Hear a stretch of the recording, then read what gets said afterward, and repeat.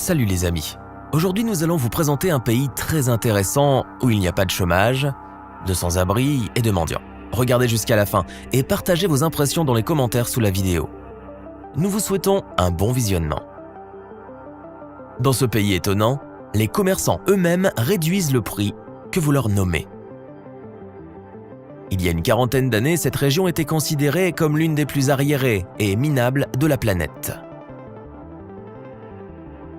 Ce pays est l'un des endroits les plus sûrs au monde. Le vol se produit rarement ici. Les chambres d'hôtel n'ont même pas de coffre-fort individuel, qui est un attribut indispensable des hôtels prestigieux du monde entier. Cet état est appelé le conte de fées de l'Orient, en raison de la rare combinaison de différentes zones naturelles et climatiques. L'éducation et les soins médicaux sont gratuits. Il y a environ 350 jours ensoleillés par an. Ici, chaque citoyen, après avoir atteint l'âge de la majorité, reçoit une parcelle de terre pour la construction d'une maison. Et lors de la principale fête du pays, le sultan annonce une amnistie de crédit. Il n'y a pas d'impôt pour les particuliers, les gens sont mis en prison pour adultère. Dans ce pays, il n'y a pas de chômage de sans-abri, de mendiants, le système national de santé est l'un des meilleurs au monde. C'est Oman.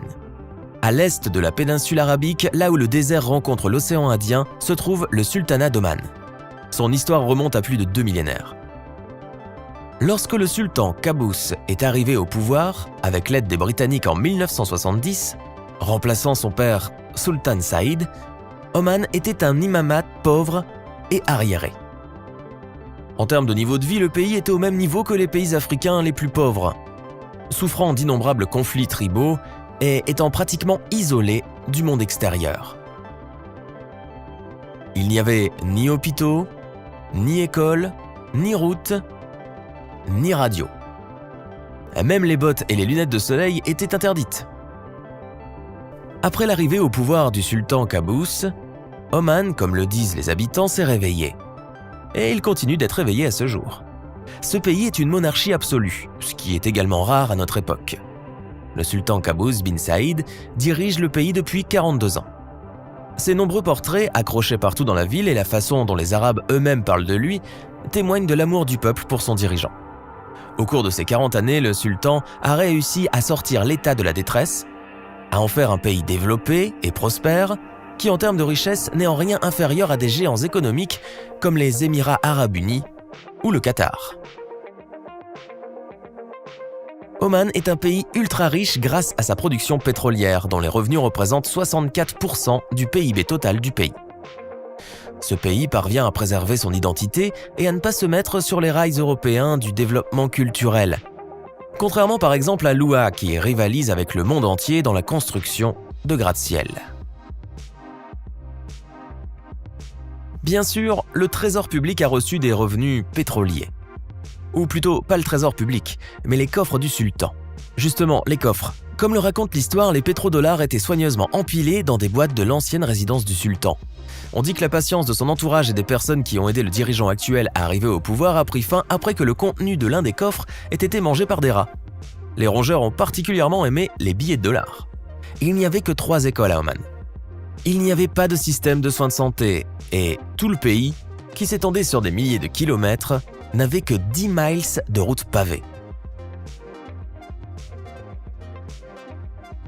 Mais tout cela n'a pas dérangé le jeune et ambitieux dirigeant qui a vécu en Angleterre dès l'âge de 16 ans et est retourné dans son pays natal une décennie et demie plus tard. Tout d'abord, Qaboos a littéralement effacé les fonctionnaires corrompus des agences gouvernementales, prenant le contrôle personnel de l'encaissement des revenus pétroliers dans le budget. En outre, dans les années 1970, plusieurs nouveaux gisements de pétrole désormais essentiels pour le pays ont été découverts à Oman. Et si en 1970 le revenu par habitant à Oman était d'environ 300 $, alors en 1991, il était déjà de 7 000 $.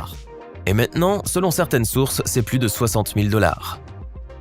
La capitale d'Oman, Muscat, s'étend le long du golfe d'Oman sur 50 km.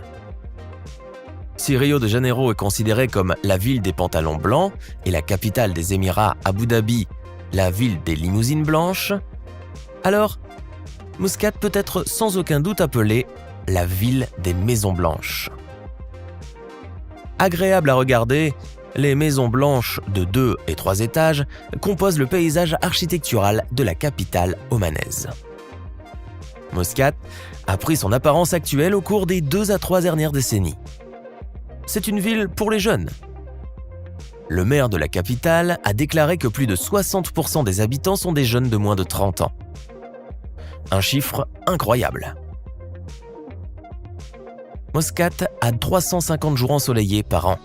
En juillet, à l'ombre, la température de l'air ne descend pas en dessous de 40 degrés Celsius. En fait, même 50 degrés.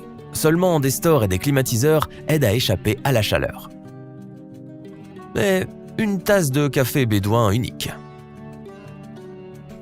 Oman est considéré comme le pays le plus laïque du Golfe Persique. Ici, contrairement aux monarchies plus conservatrices voisines, les femmes peuvent postuler à n'importe quel emploi. Elles travaillent comme conducteurs de taxi, policiers, etc. Ici, une femme a le droit de demander le divorce, et la raison de la dissolution d'un mariage peut être non seulement la trahison de son mari, mais aussi la dissemblance des caractères. Oman est le premier pays du Moyen-Orient à autoriser les femmes à occuper des postes de pouvoir. Aujourd'hui, 4 ministères omanais sont dirigés par des femmes. Le ministère de l'enseignement supérieur, de l'enseignement secondaire, dans ce pays ce sont 2 départements différents, de l'artisanat et du tourisme. La femme est très respectée dans la famille. La parole de la mère est une loi non négociable. La liberté des femmes omanaises ne se limite pas à l'épanouissement professionnel. Dans le sultanat par exemple, une femme a parfaitement le droit de demander le divorce. Les raisons peuvent être différentes, infidélité du mari, coups, alcool. Et même la dissemblance des caractères. Oui, c'est bien le cas, ce qui est impossible dans les monarchies voisines. Il convient de noter que le tribunal tente toujours de sauver la famille. Si le mari est coupable, il est obligé d'aider financièrement sa femme jusqu'au moment où elle se remarie. Les filles se marient maintenant assez tard pour le monde musulman, habituellement à l'âge de 23 ou 24 ans. Tout le monde essaie d'obtenir une éducation supérieure. Chaque citoyen reçoit un terrain pour la construction de la première maison à l'âge de 18 ans. Cela s'applique aux hommes et aux femmes. La superficie d'une parcelle standard est de 400 mètres carrés.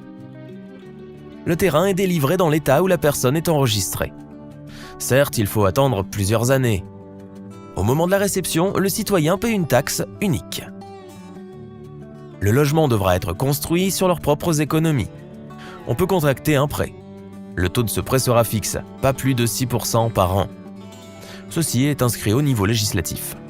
Si le revenu de la famille est inférieur à 1 000 $, elle recevra également un appartement gratuit. Bien sûr pas très grand et pas dans la place la plus élitiste. Il s'agit du soi-disant logement social qui est délivré à ceux qui en ont grand besoin, généralement les veuves, les personnes handicapées, les bédouins. Ces maisons sont construites loin de la ville, elles peuvent être dans les montagnes ou dans le désert.